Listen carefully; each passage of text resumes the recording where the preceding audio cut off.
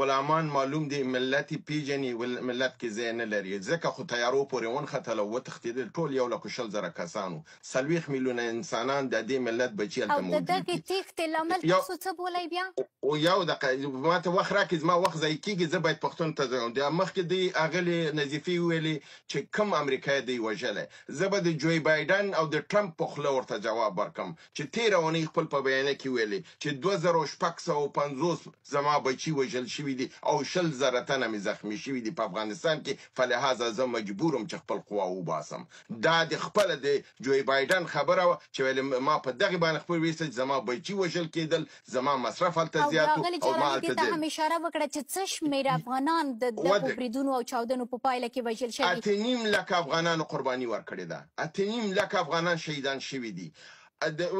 تاسو مداخله مو کوئ چې ټکی په ټکی جواب ورکړم دویم دا دی چې دوی وایي په لنډو کې لطفا زه لنډ یم خو تاسو وخت ضایع کوئ دویمه خبر دا ده چې دوی وایي چې اشغال نه زه به دوی ته دا وایم چې دوی خو د جمهوریت بچي دي د هماغه اشغال شوي جمهوریت بچي دي دوی د لاړ شي د کرزي په وخت کې د نصیر فیاض مرکه د ایران د سفیر سره چې د آریانا تلویزیون کې شوی وه هغه د واوري هلته سفیر د ایران وایي چې افغانستان اشغال شوی دی سفیر نصیر فیاض ورته وایي چې آیا رښتیا افغانستان اشغال شوی دی نو هغه سفیر ورته وایي چې که اشغال سر و دم داره سر او لکۍ لري ویلې اشغال خو اشغال هستی ویلې غلام هستی څنګه ته دا خبره په علني د جمهوریت په وخت کې په آریانا تلویزیون کې د ایران سفیر تاسو ته وایي چې تاسو غلامان هستئ دا وطن اشغال دی افغانستان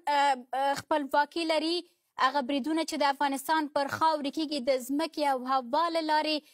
په افغانستان کې د یوې ترهګرې ډلې مشر وژل کېږي د ګاونډي له خوا یې هوایي برید پرې کېږي د تاریخ په کچه بریدونه خو جمهوریت په وخت کې کېدل د هغې چا جواب ورکړی نه امریکې جواب ورکړو نه پاکستان حتی زموږ ستاسو خاورې نیول شوې وې د جمهوریت په وخت کې طالبان راغله بېرته ګوشته یې درنه نیولې وه مومندره یې درنه نیولې وه حتی مومند صاحب د پارلمان غړی مومندرې ته نه شو تللی